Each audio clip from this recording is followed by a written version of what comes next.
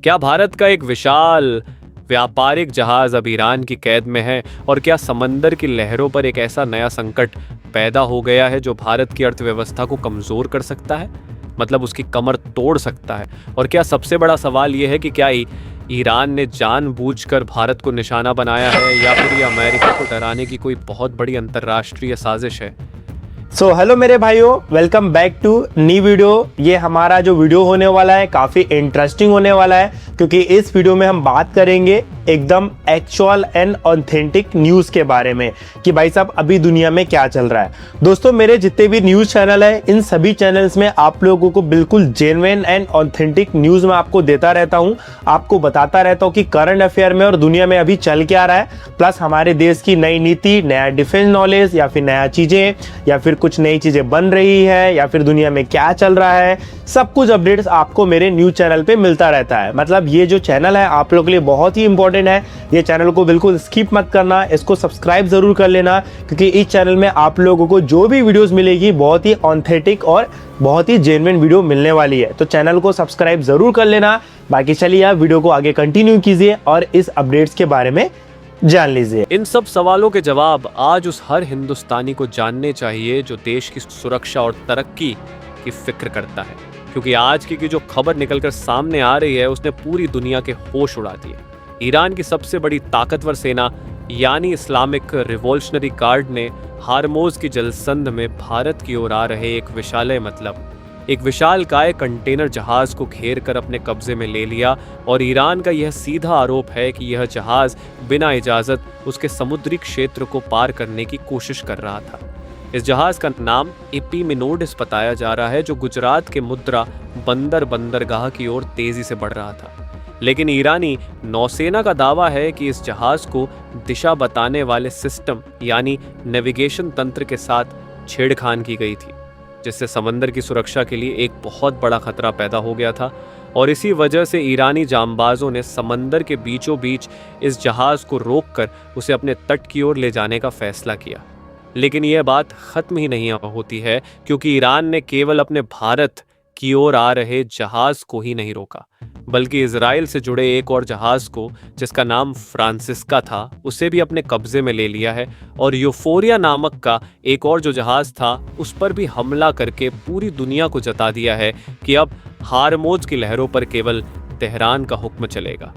ये जो पूरी घटना है एक ऐसे नाजुक समय पर हुई है जब अमेरिका और ईरान के बीच चल रहे 2 हफ्तों के युद्ध विराम की घड़ी आखिरी सांसें गिन रही थी। और पूरी दुनिया के इंतजार में यह थी कि क्या शांति का कोई ऐसा रास्ता निकलेगा जिससे हम हालात जो हैं वो बिल्कुल उलट हो गए हैं। हालांकि अमेरिका राष्ट्रपति डोनाल्ड ट्रंप ने अचानक युद्ध विराम को आगे बढ़ाने का जो प्रस्ताव कर दिया है, लेकिन ये दूसरी तरफ उन्होंने ईरान के बंदरगाहों के चारों तरफ से लोहे की जो दीवार खड़ी कर दी है ना, जिसे नाकाबंदी कहा जाता है। और इन्हीं नाकेबंदी से ईरान का सब्र का जो बांध है वो पूरी तरह से टूट चुका है। ईरान के शीर्ष नेता मोहम्मद बागोर गालिबा ने 2 टूक शब्दों में कह दिया है कि जब तक अमेरिका अपने युद्ध पोतों को पूरी तरह पीछे नहीं हटाता, तब तक हार्मोज के रास्तों को पूरी तरह खोलना मुमकिन नहीं है, क्योंकि ईरान अपनी संप्रभुता के साथ कोई भी समझौता नहीं करेगा। और दूसरी तरफ ईरान के राष्ट्रपति मसूद पज़ेशकियान ने अमेरिका की हर हरकत को अंतर्राष्ट्रीय कानूनों और समझौतों का खुला उल्लंघन बताया है और चेतावनी दी है कि अगर ईरान का तेल नहीं बिकेगा तो दुनिया का कोई भी जहाज उस रास्ते से नहीं गुजर पाएगा। अमेरिका भी अपनी जिद पर अड़ा हुआ है और उसने दावा किया है कि अब जब तक उसने ईरान की ओर आने जाने वाले कई जहाज़ों को वापस नहीं लौटा देता और वहाँ पे घेराबंदी जो जारी किया हुआ है यह ईरान को घुटने टेकने पे मजबूर नहीं करेगा।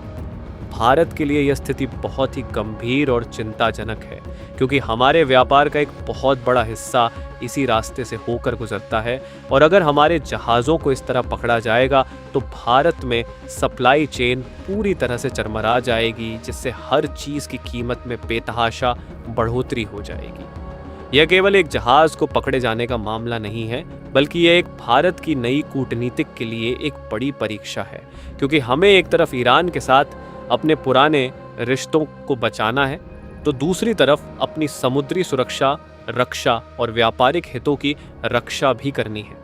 जानकारों का मानना है कि ईरान उस वक्त अमेरिका के दबाव बनाने के लिए अपने जहाज़ों को निशाना बना रहा है जो अमेरिका के मित्र देशों से जुड़े, ताकि पूरी दुनिया में हाहाकार मचे और अमेरिका अपनी नाकाबंदी हटाने पर मजबूर हो जाए। लेकिन भारत ने यह साफ कर दिया है कि वह अपने हितों के साथ कोई भी समझौता नहीं करेगा और इस मामले को सुलझाने के लिए वह हर मुमकिन कोशिश करने पे तुला हुआ है। लेकिन अगर ईरान ने अपनी जिद नहीं छोड़ी तो भारत को भी कड़े फैसले लेने पर मजबूर कर सकता है। हारमोज का यह इलाका इस वक्त बारूद के ढेर पर बैठा है और जहां एक छोटी सी चिंगारी भी महायुद्ध की शुरुआत कर सकती है और भारत की ओर आ रहे जहाज का पकड़ा जाना इसी खतरे की सबसे पहली घंटी है। ट्रंप की धमकियां और ईरान का पलटवार अब समंदर को अशांत कर चुका है और भारत जैसे देश के लिए यह समय बहुत ही सतर्क रहने का है, क्योंकि अगर यह विवाद लंबा खींचा तो इसका सीधा असर जो है वो आपके और हमारी जेब में पड़ने वाला है। अब पूरी दुनिया की नजरें इस बात पर टिकी है कि क्या भारत अपने कूटनीतिक प्रभाव का इस्तेमाल करके अपने जहाज को छुड़ा पाएगा और क्या अमेरिका अपनी जीत को छोड़कर शांति की मेज पर लौटेगा, या फिर यह टकराव पूरी दुनिया को एक ऐसे आर्थिक संकट में धकेल देगा जहां से निकलना नामुमकिन हो। ईरानी नौसेना ने जिस तरह से आधुनिक ड्रोन और मिसाइलों को तैनात किया है उससे साफ जाहिर होता है कि वे किसी भी सैन्य टकराव के लिए तैयार, और उन्होंने यह संकेत दे दिया है कि जब जल सीमा में परिंदा भी पर नहीं मार सकता तो इस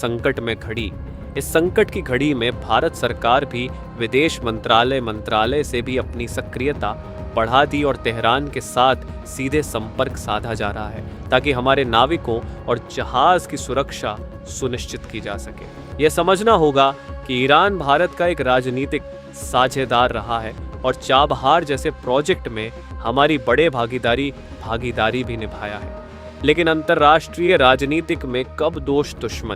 दुश्मन की तरह व्यवहार करने लगे यह कहना मुश्किल है। ईरान इस वक्त घायल शेर के जैसा है जो अपनी अर्थव्यवस्था को बचाने के लिए किसी भी हद तक जाने के लिए तैयार है